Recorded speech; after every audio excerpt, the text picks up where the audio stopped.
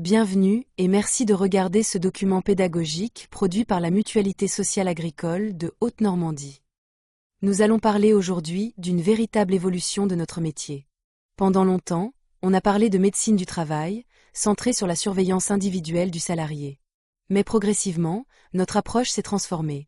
Nous parlons désormais de médecine en santé au travail. Une nuance qui change tout, car elle ouvre la porte à une vision beaucoup plus globale, intégrée, préventive et collective de la santé dans le monde professionnel. Ce changement de paradigme, c'est le fil conducteur de cette présentation. La médecine du travail, telle qu'on la connaît aujourd'hui, trouve son origine dans la loi de 1946. Elle établit le caractère obligatoire de la surveillance médicale des salariés, avec un financement assuré par l'employeur. Dès le départ, la mission du médecin du travail est définie comme préventive. La loi pose aussi deux principes fondamentaux. D'abord, l'indépendance technique du médecin, indispensable pour garantir son impartialité. Ensuite, le respect de la déontologie médicale, comme pour tout médecin. Progressivement, la spécialité s'est structurée, donnant naissance à une spécialisation reconnue. Puis viennent les grandes étapes de l'évolution. En 1979, la création du fameux tiers-temps, consacré à l'action en milieu de travail, une véritable révolution dans la pratique. Et en 1988, le libre accès du médecin au lieu de travail, qui permet une approche directe des conditions réelles d'exercice. Ainsi, le champ s'est peu à peu élargi. On est passé d'une simple visite périodique à une véritable préservation multifactorielle de la santé au travail. Le médecin en santé au travail, ou MST, a vu son rôle profondément évoluer ces dernières années. Il est désormais doté de protections juridiques fortes. Son indépendance fonctionnelle est garantie, il n'obéit qu'au code de la santé et du travail, et son statut de salarié protégé renforce cette autonomie. Il bénéficie aussi d'un encadrement juridique clair dans ses préconisations adressées à l'employeur. Toute recommandation doit être écrite et prise en compte. Et si l'employeur n'est pas d'accord, il doit répondre par écrit. Enfin, et c'est une avancée majeure, depuis 2018, l'article L 4624-9 du Code du travail renforce encore le poids de ces échanges. Les réponses négatives de l'employeur sont désormais transmises au CSE, à l'inspection du travail, ou encore au médecin inspecteur du travail.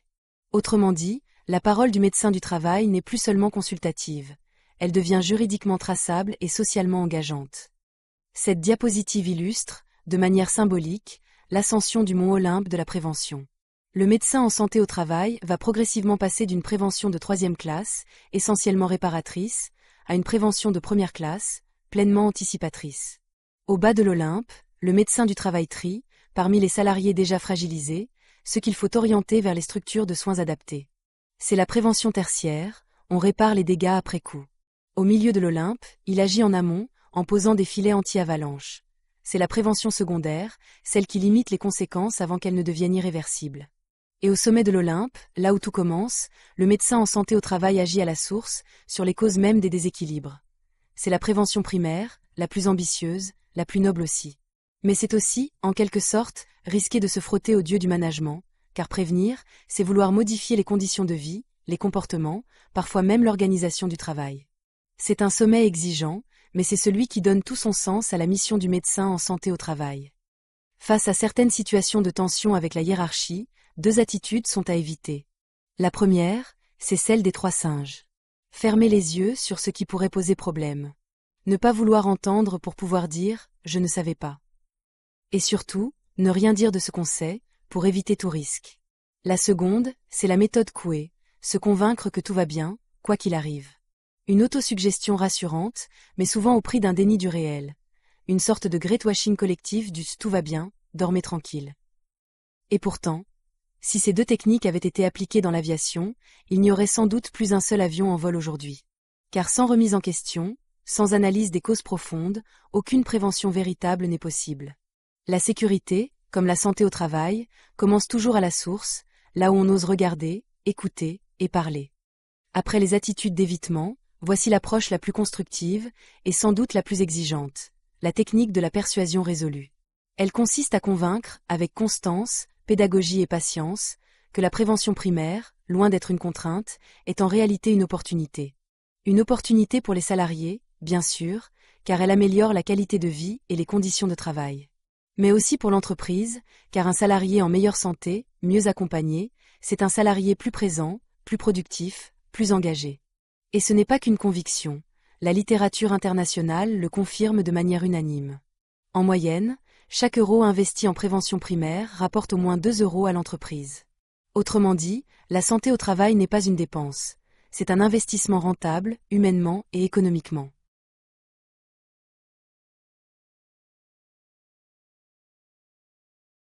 Cette diapositive s'inspire directement des modèles canadiens de prévention, reconnus pour leur efficacité. Elle pose une question simple, mais fondamentale. Comment créer un programme complet de santé et de sécurité au travail qui prenne réellement en compte l'ensemble de la santé, physique et mentale? La réponse repose sur un cycle d'amélioration continue, inspiré du modèle qualité. D'abord, diriger, c'est-à-dire s'engager. Sans une volonté affirmée de la direction, aucun programme ne peut durer. Ensuite, planifier, pour définir des objectifs clairs et des processus adaptés. Puis, faire, mettre en œuvre, concrètement, les actions prévues. Puis évaluer, c'est mesurer, suivre les indicateurs, les effets réels sur la santé et la performance. Enfin, adapter, ajuster, corriger, améliorer pour repartir dans un nouveau cycle. Cette démarche n'est pas figée. Elle traduit l'idée que la santé au travail est un processus vivant, qui doit évoluer en permanence avec l'entreprise et les personnes qui la composent. Voici maintenant les étapes concrètes pour mettre en place un programme efficace de santé et de sécurité au travail. La première, c'est d'obtenir l'appui de la direction. Sans engagement fort de la gouvernance, tout reste théorique. Ensuite, il faut établir un comité de santé et de sécurité. C'est le cœur du dispositif, un espace de concertation et d'action qui réunit les différents acteurs de l'entreprise. Puis vient le temps d'appréhender la situation, de comprendre les vrais problèmes, leurs causes profondes, sans se limiter aux symptômes. Sur cette base, on peut alors élaborer un plan d'action, puis structurer un véritable programme, cohérent, chiffré et planifié dans le temps. Ce plan doit ensuite être validé à nouveau par la direction, car c'est elle qui garantit sa légitimité et ses moyens. Vient alors l'étape clé, la mise en œuvre. C'est le moment où la prévention devient réalité active sur le terrain. Mais le travail ne s'arrête pas là. Il faut ensuite évaluer l'efficacité du programme, puis l'améliorer en continu en s'adaptant aux évolutions de l'entreprise et des conditions de travail. En somme, c'est une démarche vivante, participative et surtout durable. Lorsqu'un programme de santé et de sécurité au travail est bien conçu et bien conduit, les résultats sont visibles à tous les niveaux de l'organisation. D'abord, il stimule la créativité et renforce la coopération entre les employés. Travailler dans un environnement sain, c'est libérer de l'énergie, de la confiance et de la motivation. On observe aussi une meilleure participation des équipes et une meilleure rétention du personnel. Les gens ont envie de rester là où ils se sentent écoutés et protégés. La loyauté envers l'entreprise s'en trouve renforcée, tout comme le moral et la satisfaction au travail. Et bien sûr, cela se traduit concrètement par une hausse de la productivité et une meilleure dotation en personnel, car une organisation qui prend soin de la santé de ses salariés attire naturellement les talents. En somme, investir dans la santé au travail, c'est créer un cercle vertueux. Le bien-être individuel nourrit la performance collective. Après avoir vu les bénéfices positifs du programme, voici maintenant les effets concrets en termes de réduction des risques et des coûts. Un programme de santé au travail bien mené permet de réduire l'absentéisme et le roulement de personnel, 2 indicateurs clés de la santé d'une organisation. Il diminue aussi les griefs, les tensions sociales et les coûts liés à la santé, qu'ils soient directs ou indirects. On observe également une baisse significative des congés de maladie, du présentéisme, ces salariés physiquement présents mais psychologiquement absents, ainsi que des blessures et incidents. Tout cela se traduit par un temps de travail mieux utilisé, plus serein, plus productif. Et si l'on devait résumer cette philosophie en une phrase, ce serait celle-ci. L'humain n'est pas une ressource que l'on consomme, mais une richesse que l'on préserve. C'est tout le sens de la prévention et de la santé au travail. Investir dans l'humain, c'est construire la durabilité de l'entreprise. Cette présentation vous est proposée par la Mutualité sociale agricole de Haute-Normandie, dans le cadre de notre mission d'accompagnement.